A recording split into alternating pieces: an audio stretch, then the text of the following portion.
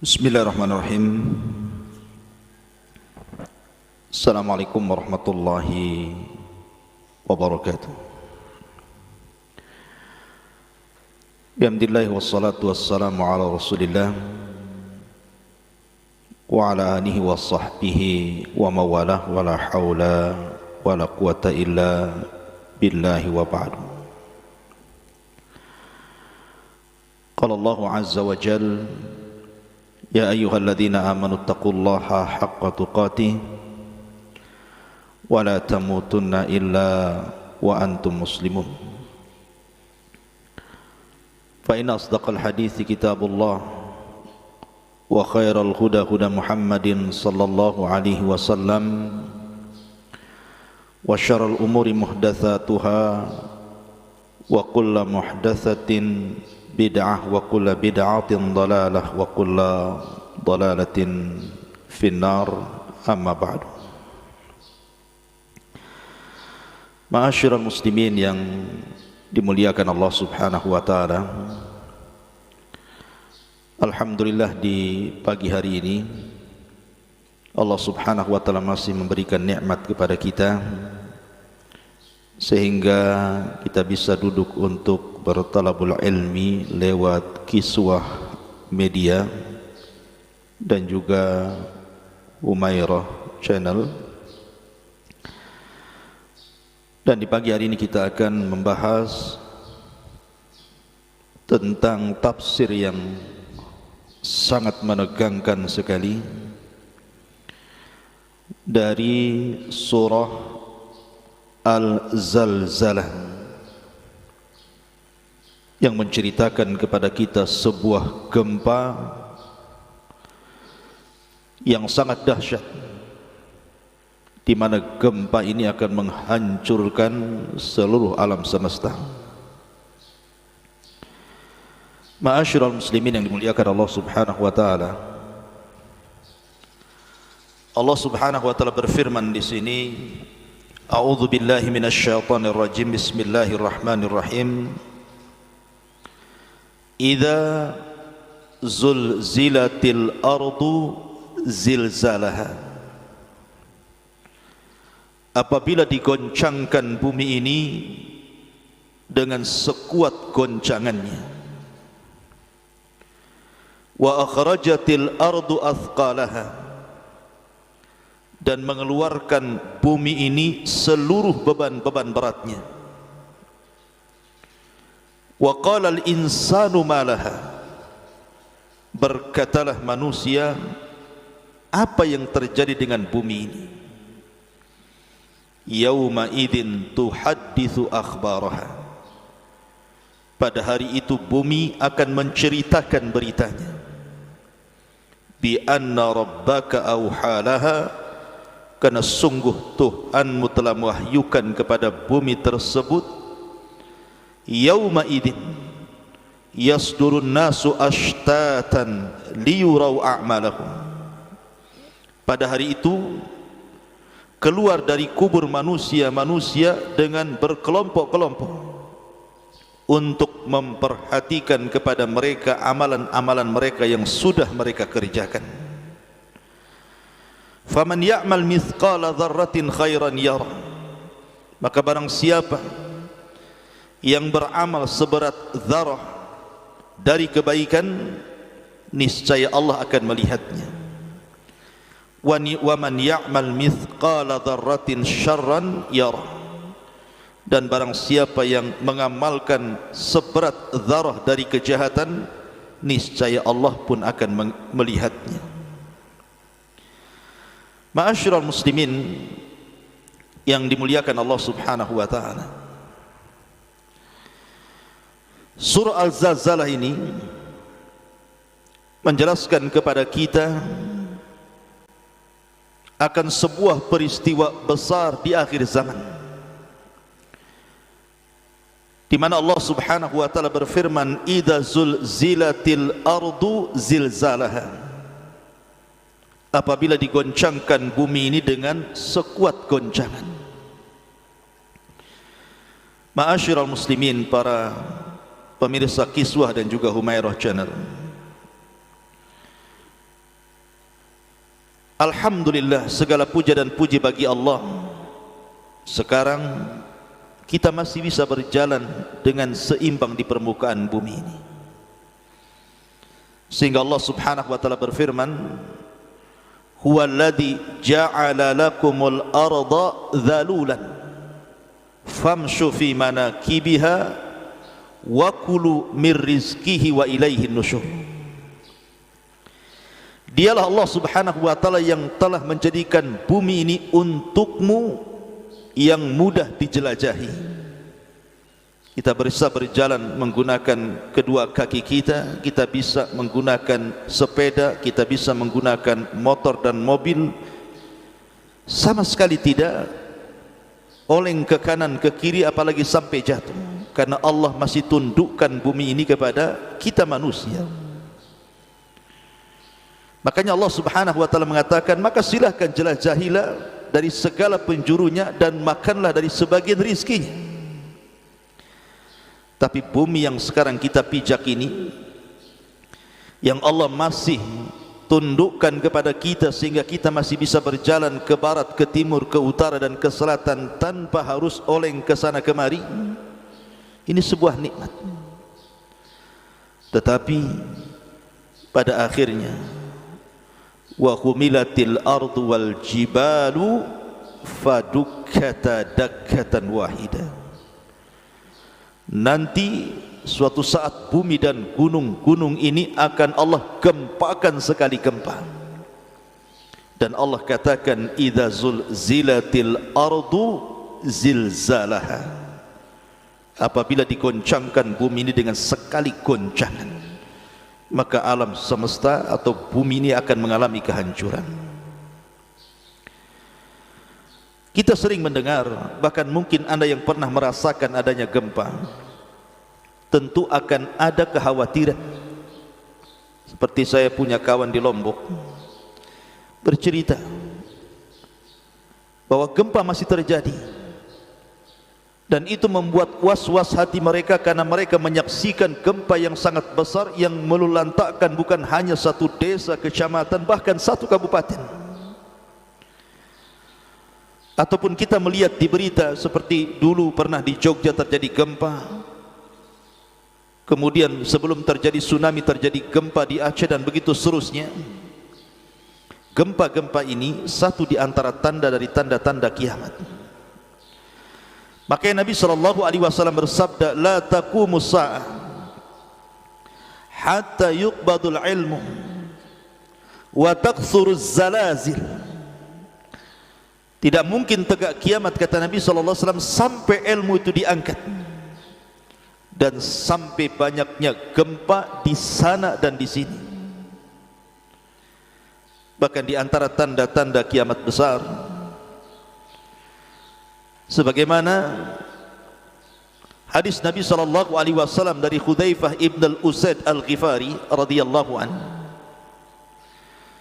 ketika Nabi SAW datang menemui kami para sahabat, kata Hudzaifah ibn al-Usaid ini, dan kami sedang berbicara tentang kiamat besar.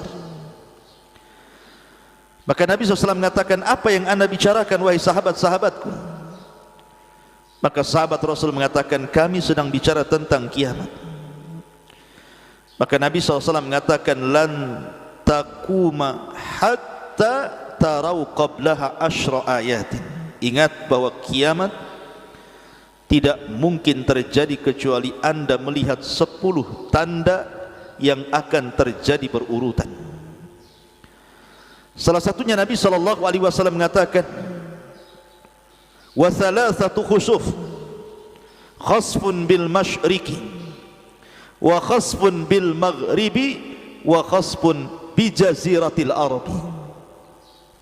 Akan terjadi gempa dari arah timur yang bukan hanya melulantakkan satu desa, bahkan satu negara akan dirobohkan. Kemudian gempa dari arah barat, begitu juga sama yang akan merobohkan negara-negara. Kemudian gempa di Jazirah Arab. Kapan waktunya Allahu a'lam. Tapi gempa di Jazirah Arab, Nabi SAW menyebutkan sebabnya. ketika Muhammad ibn Abdullah atau dikenal dengan Al-Mahdi, Al-Imamul Mahdi Al-Muntadhar, Muhammad ibn Abdullah Al-Hasani Al-Alawi yang akan keluar dan dibaiat di akhir zaman, maka akan datang tentara yang berasal dari Syam yang tidak setuju pembaiatan yang dilakukan Ahlul Hijaz kepada Al-Mahdi ini. Maka mereka membawa pasukan besar untuk membunuh Imam Mahdi. Tapi ketika mereka sampai di sebuah tempat namanya Baida antara Mekah dan Madinah, maka disinilah berlaku hadis Nabi SAW, wa khasfun bi jaziratil ard, dan gempa dari arah jazirah Arab.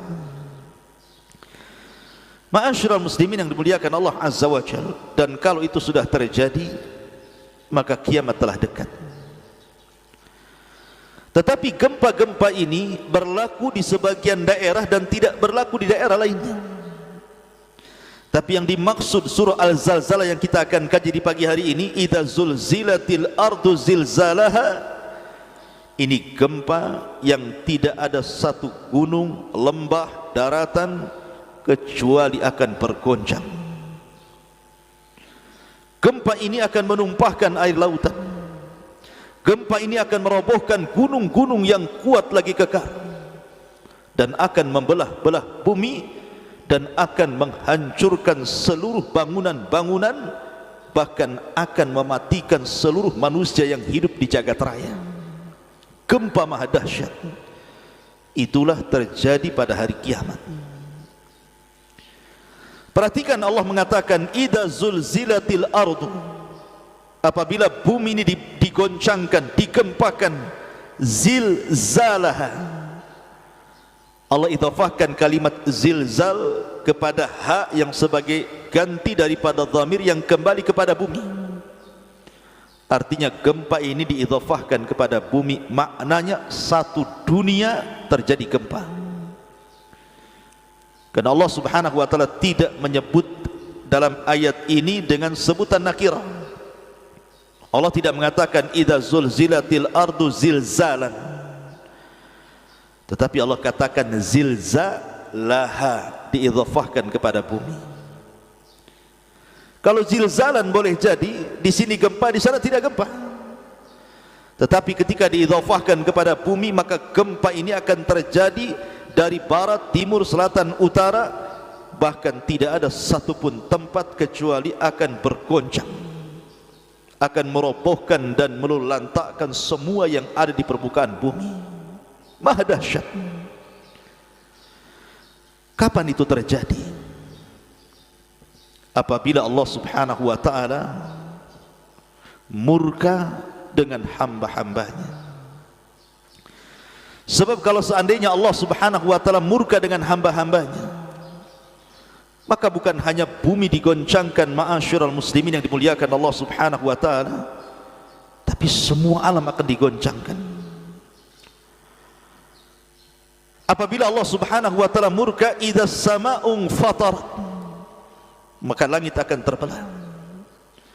Apabila Allah murka, wa idzal kawakibun tatharat, maka planet-planet dan bintang-bintang akan dijatuhkan. Apabila Allah murka, wa idzal biharu fujirat, seluruh air lautan akan ditumpahkan ke bumi. Apabila Allah Subhanahu wa taala murka, idza syamsu kuwirat, matahari akan digulung. Kemudian wa idzan nujumun kadarat, dan bintang-bintang akan dijatuh-jatuhkan. Wa idzal jibalu suyirat, dan gunung akan dihancur-hancurkan. Bahkan apabila Allah murka, Jahannam pun akan didatangkan dan dipersaksikan kepada manusia di padang mahsyar. Itulah kemurkaan Allah Subhanahu wa taala apabila Allah murka, idza zulzilatil ardu zilzalaha. Allah akan goncangkan bumi ini dengan goncangan yang maha dahsyat. Ma'asyiral muslimin yang dimuliakan Allah Subhanahu wa taala, peristiwa ini pasti terjadi. Sebenarnya gempa-gempa kecil yang terjadi di bumi ini itu saja sudah bisa menelan jiwa-jiwa, bukan hanya satu dua manusia, ratusan bahkan ribuan jiwa terkadang melayang karena gempa ini. Tetapi Allah Subhanahu wa taala berfirman, iqtaraba lin-nasi hisabuhum wa hum fi ghaflatin mu'ridun. Wa hum fi ghaflatin mu'ridun. Tetap saja manusia itu lalai, tidak mengambil ibrah pelajaran dari gempa yang terjadi di alam semesta ini. Harusnya ketika seseorang merasakan gempa atau mendengar di sana ada gempa yang menghancurkan bangunan-bangunan, yang mewafatkan jiwa-jiwa manusia, menjadi sebuah pelajaran bagi kita. Jangan kita katakan itu kan gempa di sana, di sini tidak terjadi gempa. Ingat, Allah Subhanahu wa taala berfirman, "Aamintum man fis sama an yakhsifa bikumul arda fa idza hiya tamur." Apakah kalian merasa aman dengan zat yang ada di langit untuk Allah timpakan gempa di bumi, maka tiba-tiba bumi ini hancur? Jangan pernah merasa aman dari adab Allah Subhanahu wa taala, ma'asyiral muslimin yang dimuliakan Allah Subhanahu wa taala. Artinya kita masih diberikan kesempatan bertobat.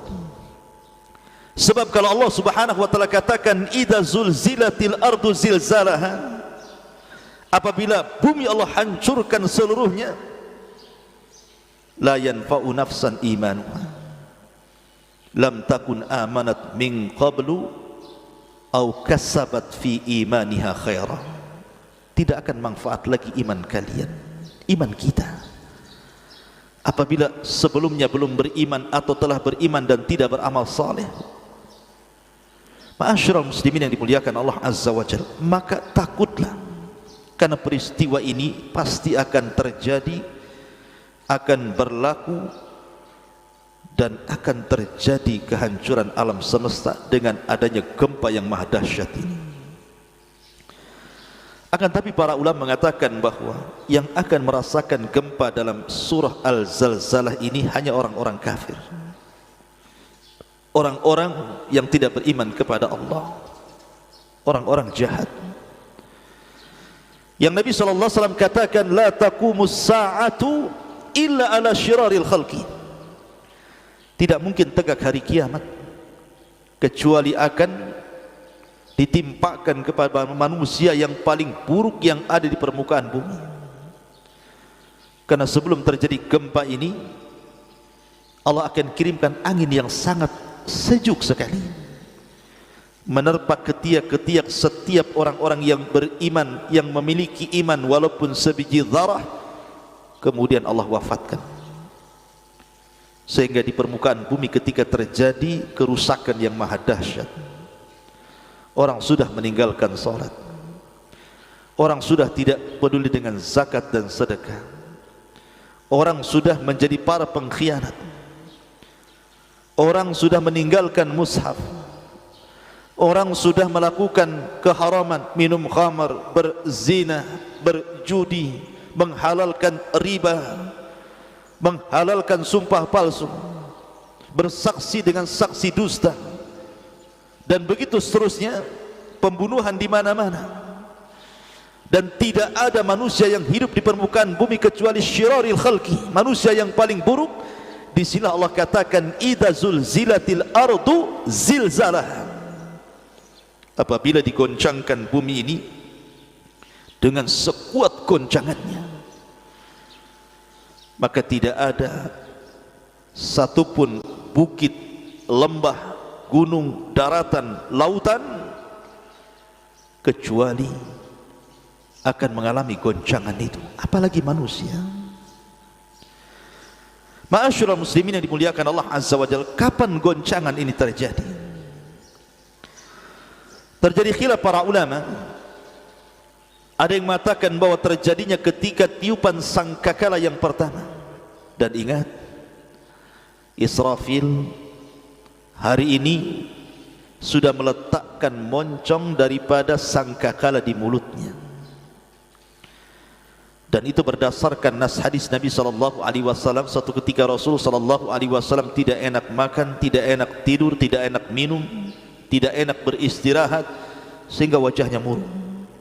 Sahabat bertanya, ada apa gerangan dengan anda wahai Rasul? Maka Nabi SAW bersabda, bagaimana aku akan merasakan nikmat? Wa sahibul qarni qad iltaqamal qarna, sementara pemilik tiupan sangkakala sudah meletakkan ujung moncong sangkakala di mulutnya, siap ditiupkan. Dan kalau itu terjadi, al-qari'atu mal qari'ah wa ma adraka mal qari'ah yauma yakunun nas kal farashil mabthus. Ketika suara qari'ah keluar dari moncong sangkakala Israfil, maka engkau melihat manusia berhamburan seperti laron yang berterbangan. Akibat idza zulzilatil ardu zilzalaha, apabila digoncangkan bumi dengan sekuat goncangannya. Allah Subhanahu wa taala berfirman, wa nufikha fis sur fasa'iqa man fis samawati wa man fil ardi illa man sya'allah thumma nufikha fihi ukhra fa idahum qiyamun yanzurun. Apabila ditiupkan sangkakala, maka akan pingsan semua makhluk yang ada di langit dan semua makhluk yang ada di bumi, kecuali makhluk yang Allah kehendaki tidak mengalami kehancuran. Kemudian akan ditiup yang kedua kalinya, maka tiba-tiba manusia akan keluar dari kubur-kubur mereka. Ada yang mengatakan bahwa kejadian idza zulzilatil ardu zilzalaha adalah ketika tiupan yang pertama. Ada juga yang mengatakan tiupan yang kedua, karena ayat selanjutnya wa akhrajatil ardu athqalaha, dan bumi akan mengeluarkan beban beratnya. Bagi pendapat yang pertama bahwa tiupan sangkakala ini yang menjadikan gempa yang maha dahsyat, artinya beban-beban berat di sini adalah seluruh isi-isi bumi, tambangnya, gasnya, apinya, dan segala macam yang ada di bumi akan dikeluarkan dan dihancur-hancurkan. Bagi pendapat yang kedua, bahwa kejadian ini terjadi setelah tiupan yang kedua, maksudnya beban-beban berat bumi ini adalah jasad-jasad manusia sejak Adam alaihi salatu wassalam sampai yang terakhir mati, yang dikubur di dalam tanah. Wa idzal ardu muddat wa alqat ma fiha wa takhallat, wa alqat ma fiha wa takhallat, dan Allah keluarkan jasad-jasad dari perut bumi sehingga bumi kosong karena semua terlempar ke permukaan. Wa idzan nufusu zuwijat, kemudian Allah lesatkan ruh-ruh orang yang beriman dari Illiyin dan ruh orang-orang kafir dari Sijin menyatu kembali dengan badannya. Yuhsarun nas yaumal qiyamah khufatan uratan ghurlan buhman, maka ketika itu manusia akan dibangkitkan dalam kondisi telanjang, tidak pakai alas kaki, kembali tidak dikhitan dan tidak membawa apapun di badan. La haula wala quwata illa billah. Ma'asyiral muslimin yang dimuliakan Allah Azza wa Jalla, bagaimana kondisi manusia ketika terjadi kiamat besar, kemudian sangkakala ditiupkan, kemudian alam semesta dihancur-hancurkan? Apa yang terjadi dengan manusia? Wa qalal insanu malaha, manusia akan berkata, ada apa dengan bumi ini? Manusia akan ketakutan, malaha, ada apa ini? Jangankan lagi kiamat besar,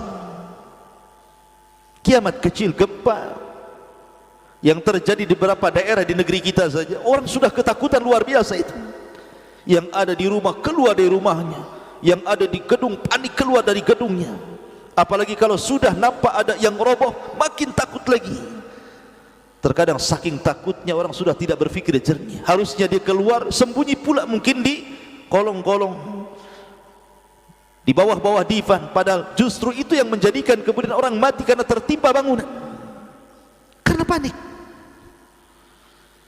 Kalau sudah seperti itu, apa yang dibanggakan dari harta Anda? Semua orang keluar dari rumahnya menyaksikan rumahnya roboh, menyaksikan mobilnya tertimpa bangunan, menyaksikan uangnya hancur berantakan dalam rumahnya dan tidak bisa digali lagi. Apalah arti sebuah kekayaan kalau sudah terjadi ini semua, ma'asyiral muslimin yang dimuliakan Allah Subhanahu wa taala. Wa qala al-insanu ma laha. Kalau ini terjadi pada tiupan sangkakala yang kedua, maka Allah gambarkan dalam surah Yasin, ya wailana man ba'atsana mim marqadina. Ketika orang kafir dibangkitkan, tiba-tiba mereka mengatakan, celaka, duhai celaka aku, celaka kami. Siapa yang membangkitkan kami dari tidur-tidur kami yang nyenyak ini? Kemudian mereka ibarat laron yang berhamburan, lari ke barat, ke timur, ke selatan, ke utara, tidak ada aturan. Karena nanti di padang mahsyar tidak ada ma'lam, tidak ada alamat, tidak ada rumah, tidak ada gunung, tidak ada bukit, tidak ada lembah, semua rata.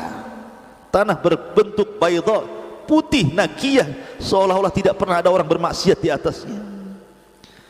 Tapi bagi orang-orang yang beriman, maka mereka hanya mengatakan, hadza ma wa'ada ar-rahman wa sadaqal mursalun. Inilah janji Ar-Rahman dan telah benarlah ucapan para rasul.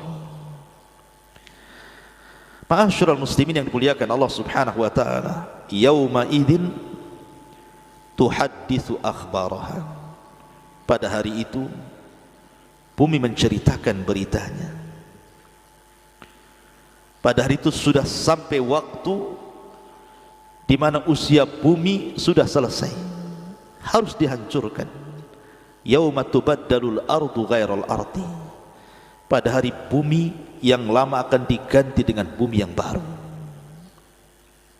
Dan ketika itu bumi yang lama, yang sekarang kita pijak, akan menjadi saksi di hadapan Allah Azza wa Jalla akan manusia yang menginjaknya dan akan menghabarkan beritanya. Si fulan di tempat ini telah berbuat kebaikan, bumi akan menjadi saksi. Dan si fulan telah melakukan kejahatan, maksiat dan kemungkaran di tempat ini, di tempat yang saya dipijak oleh mereka. Karena nanti pada hari kiamat kondisinya akan berbeda dengan kondisi dunia. Kalau Anda melakukan kesalahan di dunia, Anda bisa berkilah, Anda bisa berdusta, Anda bisa menyewa lawyer hebat, pengacara top yang pandai bicara sehingga yang salah dibenarkan, yang benar disalahkan. Yang tidak punya hak akhirnya punya hak, yang tidak punya hak akhirnya lepas haknya. Yang harusnya tidak dibunuh jadi dibunuh, yang harusnya tidak dipenjara jadi dipenjara, yang harusnya tidak dihukum jadi dihukum. Di dunia Anda bisa berkilah seperti itu. Tapi di hadapan Allah, yauma idzin tuhadditsu akhbaraha. Pada hari itu bumi akan menjadi saksi menghabarkan semua berita yang terjadi di atasnya. Karena nanti pada hari kiamat, malam akan menjadi saksi, siang akan menjadi saksi, bumi akan menjadi saksi, lautan akan menjadi saksi, para malaikat akan menjadi saksi, para nabi dan rasul akan menjadi saksi, termasuk badan kita akan menjadi saksi di hadapan Allah Subhanahu wa taala, dan termasuk kulit-kulit kita. Ketika kulit bersaksi, lima syahidtum alaina, hei kulit, kenapa kau bersaksi untuk badanmu sendiri? Maka kulit akan mengatakan, antakan Allah, Allah yang membuat aku bicara. Yauma nakhtimu ala afwahihim wa tukallimuna aydihim wa tashhadu arjuluhum. Pada hari manusia dikunci lisannya, tidak bisa bicara, tidak mungkin berdusta, karena tangan yang akan bicara, kaki pula yang akan jadi saksi. Lalu apa yang Anda harus katakan di hadapan Allah?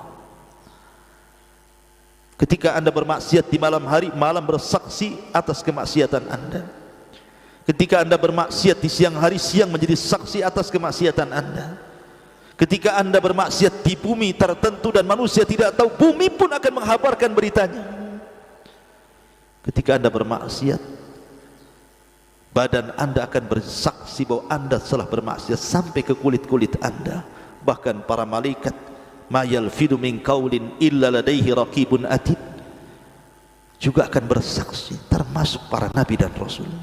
Wa kaifa idza ji'na min kulli ummatin bi syahid wa ji'na bika ala haula'i syahida. Bagaimana kalau seandainya kami datangkan setiap umat itu saksi dan engkau ya Muhammad juga saksi bagi mereka. Ma'asyiral muslimin yang dimuliakan Allah Azza wa Jalla, bagi Allah tidak ada yang tersembunyi. Kun Allah mengatakan bi anna rabbaka awhalaha, karena sungguh Allah Tuhanmu telah mewahyukan terhadap bumi, telah memerintahkan kepada bumi. Ingat, Allah berfirman, summa stawa ila sama wa hiya dukhanun faqala laha walil ardi i'tina taw'an aw karhan qalata ataina ta'in. Kemudian dia, Allah subhanahu wa ta'ala, menuju kepada ciptaan langit dan bumi. Kemudian dia istiwa ila sama, naik ke atas langit. Wahia dukhanun, dan itu merupakan asap. Lalu dia berkata kepadanya, maksudnya kepada langit dan kepada bumi. Apa kata Allah?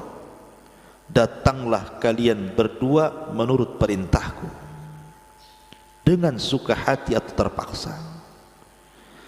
Jadi Allah subhanahu wa ta'ala merintahkan langit dan bumi, kau harus datang kepadaku.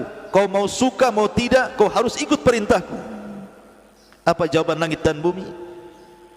Keduanya menjawab, ataina ta'in, kami datang dengan sesuka hati kami untuk menuruti perintahmu ya Rabb. Bi anna rabbaka awhalaha, bumi yang perintahkan Allah untuk bergoncang, maka bergoncang bumi. Karena tidak ada makhluk yang bermaksiat akan perintah Allah subhanahu wa ta'ala kecuali jin dan manusia. Semua makhluk taat dengan Allah, mau langitnya, mau buminya, mau malaikatnya. Wa yaf'aluna ma yu'marun, mereka melakukan apapun yang Allah perintahkan. Tapi terkadang manusia membangkang perintah Allah, dan juga bangsa jin yang lebih banyak maksiat dibandingkan melakukan ketaatan. Ma'asyiral muslimin, kalau Allah sudah perintahkan bumi, bumi tidak mungkin menolak. Nabi Nuh alaihi salatu wassalam, ketika dia berdoa kepada Allah subhanahu wa ta'ala, fada'a rabbahu anni maghlubun fantasir, maka Nuh berdoa kepada Allah subhanahu wa ta'ala, ya Rabb, saya sudah dikalahkan dengan kaumku, maka tolonglah diriku, selamatkan diriku. Maka Allah subhanahu wa ta'ala perintahkan langit untuk mencurahkan air hujan sebanyak-banyaknya, dan Allah perintahkan bumi untuk meluncurkan air-air yang ada di dasar bumi. Dan kalau Allah subhanahu wa ta'ala sudah perintahkan langit dan bumi, apa yang terjadi? Fafatahna abwabas sama bima'in munhamir wa fajjarnal arda uyunan faltaqal ma ala amrin qad qudir. Maka kami buka pintu-pintu langit, kami hujani bumi dengan sederas-derasnya, kami buka pintu-pintu bumi, kami curahkan seluruh air yang ada di dasarnya, berjumpalah air langit dan bumi, maka menjadi tufan, banjir bandang yang sangat besar yang menenggelamkan gunung tertinggi sekalipun. Lihat, kalau Allah sudah perintahkan, apa yang terjadi? Terjadi seperti penenggelamnya kaum Nuh alaihi salatu wassalam. Tidak ada tersisa satu jiwa pun dari jiwa-jiwa orang kafir kecuali mereka dibinasakan. La tadar alal ardi minal kafirina dayyara, kata ya Rabb, jangan kau sisakan satu orang kafir pun yang hidup di permukaan bumi. Nabi Musa alaihi salatu wassalam suatu ketika difitnah oleh Qarun, padahal Qarun itu anak paman Nabi Musa. Karena melihat Musa ini banyak pengikutnya dan dia sedikit pengikutnya, padahal dia orang kaya dan bisa membayar manusia untuk cinta kepadanya. Tapi yang melembutkan hati bukan Qarun, bukan harta. Wa allafa baina qulubihim law anfaqta ma fil ardi jami'an ma allafta baina qulubihim. Kalaupun kau infakkan hartamu semuanya untuk melembutkan hati manusia agar cenderung kepadamu, tidak mungkin terjadi. Allah yang melembutkan hati manusia. Maka Qarun membuat fitnah, menyewa seorang wanita pelacur, kemudian mengatakan, engkau kubayar dengan emas yang banyak asal kehamilanmu kau tuduhkan kepada Musa, bilang Musa yang telah menghamilimu. Sepakat? Sepakat, kata wanita ini. Dikumpulkan Bani Israel. Maka Qarun yang dulunya ahli ibadah, yang memiliki suara yang sangat indah ketika membaca Taurat, bahkan manusia mencintai qiraahnya, menjadi kufur gara-gara harta. Kalla innal insana la yatgha an ra'ahu istaghna. Sekali-kali manusia itu mudah melampaui batas apabila dibentangkan kekayaan kepadanya. Lihat Qarun. Dikumpulkan semua Bani Israel. Kemudian dia berceramah di hadapan Bani Israel. Kalian semua mungkin tahu siapa Musa. Mungkin di mata kalian dia orang saleh, tapi di mataku dia orang bejat dan jahat. Buktinya wanita ini dihamili oleh Musa. Akhirnya kemudian Qarun merintahkan, bersaksilah kau wahai wanita. Tapi Allah lembutkan hati wanita ini. Dia pandang wajah Nabi Musa alaihi salatu wassalam yang penuh dengan cahaya, penuh dengan haibah, memiliki sebuah karismatik yang luar biasa, melulantakkan hati wanita itu. Dan sekali-kali dia memandang Qarun yang penuh dengan kegelapan, kebencian, kedengkian dan hasad.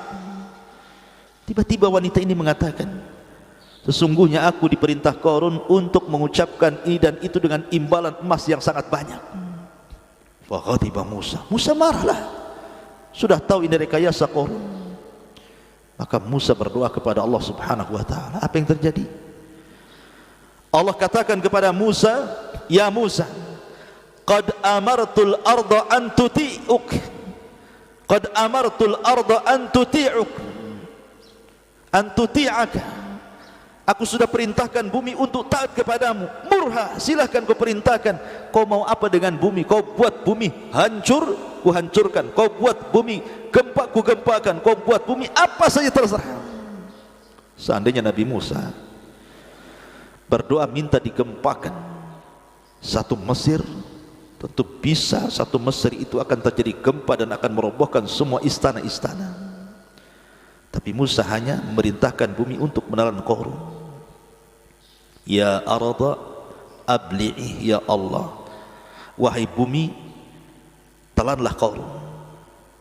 Abli'i, telanlah Qarun.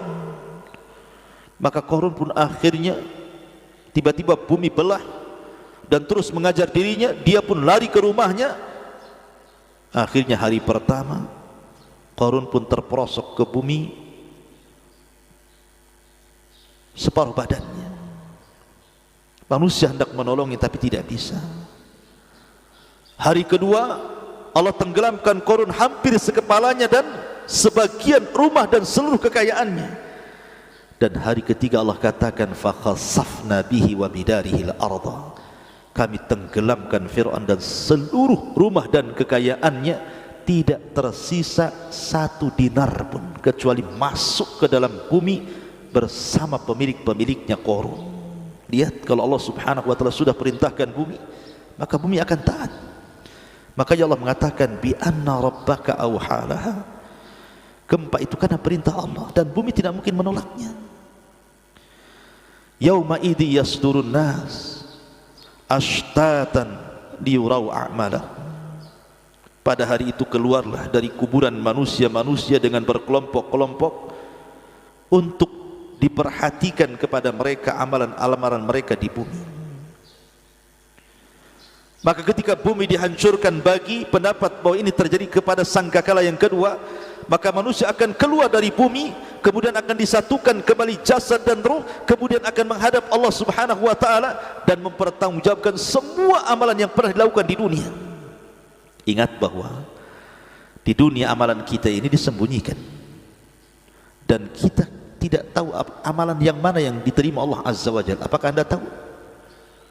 Salat Tadi waktu subuh Allah terima salat kita. Sedekah kemarin Allah terima sedekah kita. Haji tahun-tahun yang lalu Allah terima haji kita. Baca Quran kita, zikir kita, talabul ilmi kita, sedekah kita. Tidak ada yang tahu amalan kita ini diterima atau tidak di hadapan Allah Azza wa Jalla. Makanya kata para ulama salaf, kalau seandainya seluruh amalanku ditolak, hanya satu saja yang diterima dan aku tahu itu diterima, itu sudah cukup. Karena Allah yang mengatakan innama yataqabbalullahu minal muttaqin. Allah lah yang akan menerima dari hamba-hamba Allah yang takwa.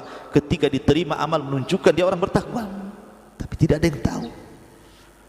Amalan kita tidak ada yang tahu diterima atau tidak. Karena Allah yang mengatakan liyurau a'malakum. Tapi di akhirat semua baru terang benerang. Mana yang diterima, mana yang ditolak. Mana yang berpahala, mana yang tidak berpahala. Atau justru menjadi sebuah dosa. Ingat ketika Nabi SAW mengatakan awal man tusyu'ira bihin nar, manusia pertama yang disentuh api neraka adalah 3 kelompok. Seorang qari'ul Quran, seorang mujahid, dan seorang ahli sedekah. Secara lahiriah di dunia harusnya ahli baca Quran, orang yang mati syahid, orang yang rajin bersedekah itu masuk surga. Harusnya seperti itu pandangan kita di dunia. Karena orang-orang yang seperti ini yang mendapatkan pujian manusia. Tapi di akhirat Allah lah yang mengetahui, Allamul Ghuyub. Dialah zat yang mengetahui kegaiban-kegaiban. Allah yang mengetahui ma fi sudurikum, dalam dada-dada kalian. Maka ketika amalan ditampakkan, kemudian disuruh melihatnya dan disuruh mengakuinya, apakah betul engkau seorang ahli baca Quran, engkau mati syahid, engkau ahli sedekah? Ya, kata mereka, saya dulu baca Quran, saya dulu berjihad sampai mati syahid, saya dulu bersedekah dan semua tempat sudah ku sedekahkan, dan itu semua karenamu ya Rabb. Lihat jawaban Allah, kadzabta, dusta kamu membaca Quran supaya orang menganggap dirimu qari, kamu berjihad kemudian mati syahid supaya manusia menganggap engkau pahlawan, kamu yang bersedekah supaya manusia menganggap engkau itu dermawan. Maka Allah perintahkan malaikat masukkan semua ke dalam jahannam. Na'udzubillah. Ma'asyiral muslimin yang dimuliakan Allah Subhanahu wa taala. Oleh karena itulah maka ikhlaskan niat. Ikutilah contoh terbaik Rasul sallallahu alaihi wasallam. Karena ingat, sekecil apapun kebaikan ada pahalanya, sebagaimana sekecil apapun keburukan ada dosanya. Faman ya'mal mithqala dzarratin khairan yarah wa man ya'mal mithqala dzarratin syarran yarah. Maka barang siapa mengerjakan seberat dzarah dari kebaikan, tetap Allah akan melihatnya. Wa ma tuqaddimu min anfusikum min khairin ya'lamhu Allah. Apapun yang kau hadapkan kepada Allah dari kebaikan, Allah tahu. Maka jangan remehkan sekecil apapun kebaikan, apalagi sampai menghina orang. Ada orang yang sudah bagus-bagus menutup aurat di kepalanya, berhijab, mungkin hijabnya kurang sempurna, tapi sudah lumayan menutupi rambutnya, tapi dia belum bisa meninggalkan ghibah. Kita celah pula. Daripada engkau ghibah, lepas aja jilbabmu. Buat apa berjilbab tapi lisannya masih menggibah? Anda jangan katakan seperti itu. Karena jilbab dia dapat pahala, ghibah dia dapat dosa. Nanti akan ditimbang di hadapan Allah mana berat dosa dan pahalanya. Tidak boleh kita melecehkan, menghina, merendahkan amalan kebaikan yang dilakukan manusia. Siapa Anda menghukumi manusia? Makanya dahulu di zaman Bani Israel ada 2 orang, yang satu ahli ibadah, yang satu ahli maksiat. Awalnya baik yang ahli ibadah, menasihati, tobat kamu. Sampai pada waktunya dia bermaksiat yang tidak bisa lagi ditolerir, tiba-tiba mengatakan, wallahi demi Allah, kalau engkau illam tatub, kalau engkau tidak bertobat, wallahi la yaghfirullahu lakum aw la yunjika minan nar. Allah tidak akan mengampuni dosa-dosamu dan Allah tidak akan menyelamatkan kamu dari api neraka. Dia sangka ampunan milik dia, dia sangka neraka milik dia. Itu semua milik Allah. Kenapa dia bisa memvonis orang? Akhirnya Allah takdirkan yang ahli maksiat sebelum wafatnya dia bertobat. Akhirnya Allah masukkan ke dalam surga. Yang ahli ibadah tidak bertobat dari ucapannya melebihi takdir Allah Azza wa Jalla, Allah masukkan pula ia ke neraka. Na'udzubillah. Terbalik kondisinya. Maka jangan remehkan sekecil apapun kebaikan. Wa man ya'mal mithqala dzarratin syarran yarah. Dan ingat, sekecil apapun keburukan, kejahatan, kemaksiatan, tetap ada balasannya. Dan Allah itu maha adil dan penuh dengan rahmat.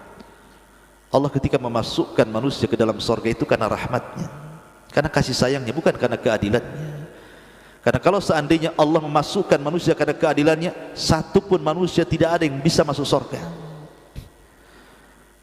Ada seorang laki-laki di zaman Bani Israel, tidak pernah maksiat, hidupnya ibadah dari kecil sampai wafat. Berdiri di pintu surga dia dan mengatakan, ya Rabb, ketika Allah berfirman, udkhulu bi rahmati, masuklah kau karena rahmatku. Tapi laki-laki ini mengatakan tidak. Kalimat itu hanya diperuntukkan untuk orang-orang yang berdosa. Yang kau masukkan ke dalam surga, wajar kau masukkan mereka karena rahmatmu. Tapi aku tidak pernah maksiat di bumi. Masa aku masuk karena rahmatmu ya Rabb? Maka Allah mengatakan, baik, hitung kebaikan, hitung amalan, hitung pahala. Kalau itu pantas masukkan kau ke surga.